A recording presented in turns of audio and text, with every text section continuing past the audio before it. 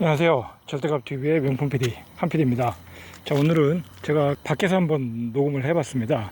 요즘 그 안에서 너무 하니까 날도 덥고 뭐랄까요, 자연스럽게 하고 싶은 얘기들이 잘 안 나와가지고 한번 밖에 금강변에 나와가지고 시원한 바람을 맞아가면서 한번 좀 더 자유스러운 분위기에서 한번 이야기해 보겠습니다. 오늘 하고 싶은 얘기는 뭐냐면 최근에 주식시장 폭락에 대해서 한번 이야기해 볼게요. 최근에 고점을 찍은 게 2450인데 최근에 계속 주식시장이 폭락을 했어요.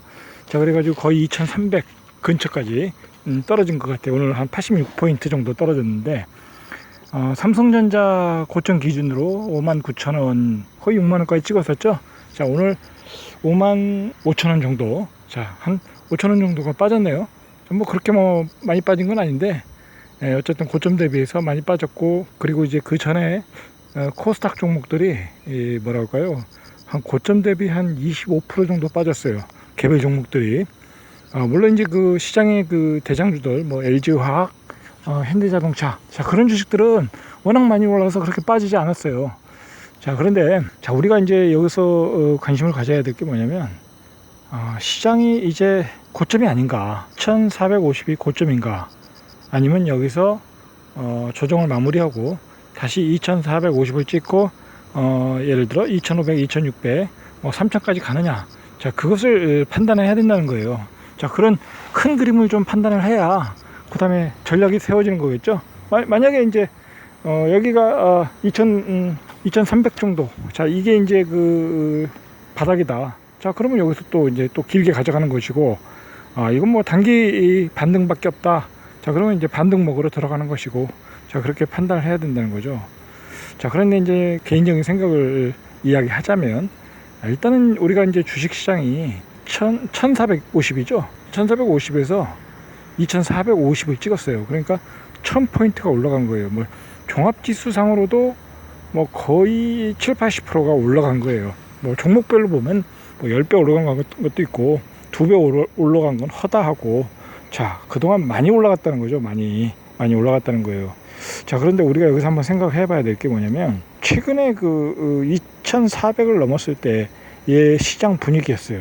자, 그게 왜 중요하냐면, 자, 2400을 넘었을 때 증권사 전문 분석가들, 투자 분석가들 또는 NL들이 나와서 어떤 이야기들을 하였나, 그리고 그 밖에 전문가들이 나와서 어떤 얘기를 하였나, 이제 그것을 우리가 한번 그것에 대해서 우리가 한번 숙고를 좀 해봐야 돼요. 자, 그때 대부분의 시장의 분위기가 어땠냐면, 자, 부동산 시장은 끝났다. 자, 그리고 정부가 엄청나게 부동산 시장을 규제로 막았죠. 막아가지고 이제 돈들은 주식 시장으로 들어간다. 자, 그런 분위기였다는 거죠. 뭐 710 대책, 그 다음에 810 대책인가요? 84 대책, 계속 공급 확대 정책 나올 때 모든 유동성 머니는 주식 시장으로 들어간다. 이제 그런 분위기였죠. 자, 그런 분위기가 되면서 주식은 시장 유동성으로 2500을 베낄 것이다. 자, 그리고 이제 심지어 3000 간다는 사람도 있었죠. 자, 저는 이제 그때 무슨 생각을 했냐면, 너무 전문가들이 이 시장을 낙관적으로 보고 있다. 너무 낙관적으로 보고 있다는 거죠. 그냥 단지 유동성에 의해서 시장은 더 올라간다. 이제 그렇게 분석을 했던 것 같아요. 자, 그런데 자, 거기서 이제 전문가들이 이제 낙관에 대해서 확신을 가질 때, 이 시장이 이제 거의 꼭지에 왔구나. 저 개인적으로는 그렇게 생각을 했어요. 자, 개인적으로 그렇게 생각해서 최근에 주식을 다 정리를 했죠. 다 정리를 해가지고 현금을 보유하고 있고, 이제 다시 들어갈 타이밍을 잡고 있는데, 글쎄 그게 이제 언제 들어갈지는 이제 더 시장을 두고 봐야 할 것이고, 그만큼 시장이 뭐랄까요, 모두가 낙관을 할 때 이렇게 폭락각이 나왔다는 거예요. 자, 근데 지금 떨어지는 각도가 심상치 않다는 거예요. 심상치 않다. 자, 그리고 코스닥 종목으로 보면 보통 한 고점에서 한 25% 내지 30% 정도 빠졌어요. 종목별로 보면 크게 빠졌다는 거예요. 그 얘기는 뭐냐면, 거의 이제 세력들이 거의 다 났다는 거예요. 고점에서 다 물량을 털고 나왔다는 거예요. 이제 그런 종목들은 이제 반등줄 타임밖에 없다는 거죠. 자, 그런 상황이다는 거죠. 그런 상황이다. 자, 그렇다면, 자, 우리가 이제 앞으로 이 주식시장에서 바로 이제 어떻게 대응을 해야 되나. 자, 이제 그것에 대해서 우리가 한번 뭐랄까요? 전략을 좀 세워봐야 돼요. 자, 전략을 세워봐야 되는데, 자, 일단은, 제가 보기에는, 신용 매물이 많아요. 거의 16조 정도 된다고 그러죠. 자, 일단은, 이 시장의 게임은 거의 신용 매물이 털려야 끝나는 게임이다. 어떻게 보면은, 제가 보기에는 그 이번 하락은, 어떤 그 인위적인 하락이 강해요. 왜냐면, 뭐 특별히 그렇게 장이 하락할 이유는 없었다. 급격하게 빠져야 될 이유는 없었다는 거죠. 물론 이제 코로나 바이러스가 다시 확산되고 뭐 그런 분위기도 있었고, 그다음에 뭐 FOMC인가요? 거기서 뭐 전달에 그 이야기했던 회의록이 공개된 게 조금 악재가 있었고, 자, 그런데 뭐 그게 뭐 미국 시장에서 크게 반응했던 것도 아니고 미국 시장이 뭐 폭락했던 것도 아닌데, 우리 시장이 급격하게 빠졌다는 얘기는 그만큼 우리 시장을 인위적으로 누군가 큰 세력들에 의해서 빼고 있다는 거예요. 빼고 있다. 자, 그러면 왜 빼겠느냐, 이거 왜 빼겠느냐. 자, 그리고 우리가 한번 생각해 봐야 될 게, 코스닥 종목들이 특히 일반인들이 많이 들어가잖아요. 코스닥 종목들. 자, 뭐 그 대형 우량주들은 외국인들이나 기관들이 많이 들어가니까 그렇게 못 빼요. 많이 못 빼요. 뭐 삼성전자도 6만 원에서 뭐 5만 5천 원, 뭐 5천 원밖에 안 빠졌잖아요. 자, 그리고 현대자동차도 뭐 한 17만 원까지 갔나요? 17만 5천 원까지 갔나요? 자, 18만 원이라고 하고 지금 한 15만 원, 한 15만 얼마? 그러면 한 3만 원 정도 빠진 거니까 그렇게 많이 빠지지 않았어요. 근데 코스닥 종목들은 지금 왕창 빠졌어요. 왕창. 자, 그 얘기는 뭐냐면 이제 개인 신용 물량을 털러 간다는 거예요. 털러. 자, 그렇다면은 이제 그 개인 신용 물량을 털릴 때 그날에 이제 어떤 장중 반등이 온다. 일단 그렇게 보셔야 될 것 같아요.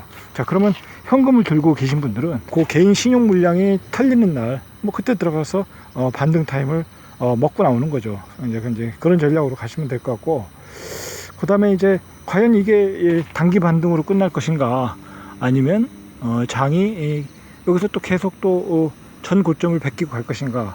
자, 그것은 이제 우리가 예측할 수 있는 영역은 아니다. 이제 시장의 앞으로 벌어지는 상황을 보고 판단을 해야 되겠죠. 자, 그런데 개인적인 생각으로는 일단 고점은 찍었다. 이제 그렇게 보셔야 되고, 왜냐하면 그 전 고점을 돌파하기에는 너무 많은 하락의 폭이 크다. 그리고 떨어지는 각도가 너무 크다는 거죠. 자, 그리고 우리가 그 수급을 봐도 시장이 그동안 외국인들이 적극적으로 사질 않았어요, 주식을. 그리고 기관들도 적극적으로 사지 않았어요. 자, 그러면 이 시장을 끌고 갔던 거는 결국 개인들이 끌고 갔던 거예요. 이번 시장에 이렇게 상승은 개인들이 끌고 갔고, 거기에 외국인들이 이렇게 쿠션을 넣어주고, 외국인들이 선물 옵션에서 이렇게 좀 뭐라 할까요? 콜옵션 포지션 가면서 장이 2450 뭐 그렇게까지 간 거예요. 뭐 기관은 거기에 추종 뒤따라 간 분위기였고, 자, 그러니까 이 주식시장을 끌고 가는 어떤 주체가 개인이라고 하면 아무래도 약하죠. 앞으로 여기서 또 주식시장을 뭐 외국인들이 끌고 올라간다, 기관이 끌고 올라간다, 뭐 그런 기대를 가질 수가 없겠죠. 왜냐하면 지금까지 그 사람들이 그 외국인과 기관들은 안 샀으니까, 매수를 안 했으니까. 자, 그러니까 이 시장을 다시 재상승으로 이끌기에는 어떤 반등의 주체도 없고, 자, 그리고 뭐랄까요, 그 앞에서 지금 우리가 놓여 있는 경제 상황이 녹록지가 않아요. 뭐 긍정적인 요소가 별로 없어요. 코로나 재발현으로 지금 뭐 서울 수도권은 거의 뭐 경제 셧다운 분위기고, 뭐 실적이 좋아질 일이 없잖아요. 실적이. 자, 그러니까 뭐 경기 상황도 안 좋아지고 실적도 좋아질 일이 없으니까 뭐 그게 주가에 선반영되기도 어려운 상황이고, 좋아질 일이 별로 없다. 자, 그리고 이 반도체 D램 가격도 급격하게 떨어지고 있고, 자, 여러 가지 이 복합적인 요인에 의해서 이 주식시장은 폭락장으로 가고 있고, 하락장으로 서서히 체질 변화를 하는 것 같아요. 그리고 이제 뭐 산이 높으면 골도 깊다고 그동안 많이 올랐어요. 우리가 항상 이럴 때는 뭘 고민해야 되냐면, 그동안 많이 오른 걸 생각을 해야 되고, 왜냐면 밑에서 산 사람들이 많으니까. 자, 그게 다 이제 매물로, 이익 실현 매물로 나올 수가 있는 거죠. 자, 그러니까 적당히 이 정도 고점에서 이 정도 빠졌으면 들어가서 싸네. 들어가면 싸네. 한 20% 30% 빠졌다고 싸다고 쉽게 들어가면 안 된다는 거죠. 안 된다. 자, 지금은 제가 서론에도 말씀드렸듯이 이제 신용 물량, 일반 신용 물량, 그런 물량들이 투매로 나올 때 그걸 받아가지고 뭐랄까요, 이익 실현 한번 하고, 자, 그리고 장을 지켜봐야 되는 장이에요. 그러고 나서 장을 지켜봐야지 어떤 이 시장이 다시 반등을 한다, 그런 확신을 가질 필요도 없고 예측도 할 필요도 없다는 거예요.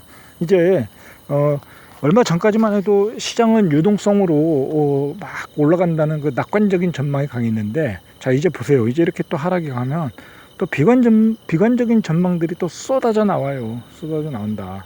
자, 이러한 판단 하에서 앞으로 그 주식시장을 대응을 하셔야 될 것 같아요. 중요한 것은 뭐냐면 시장에 대해서 섣불리 예측하지 마시고 단기 대응해라. 지금은 단기 대응하시는 게 좋아요. 오버나이트 하지 말고 그냥 장중 단타로 이렇게 대응을 하시고, 그 다음에 이익이 나면 팔고 짧게 먹고 파시면 되는 거예요. 짧게 먹고 파시고, 차라리 좋은 고점을 베끼면 그때 풀베팅 또 들어가는 거고, 지금은 장중 단타로 대응하시고 짧게 먹으면서 수익을 달성하면 될 것 같아요. 자, 이상 절대값TV의 명품 PD 한 PD였습니다.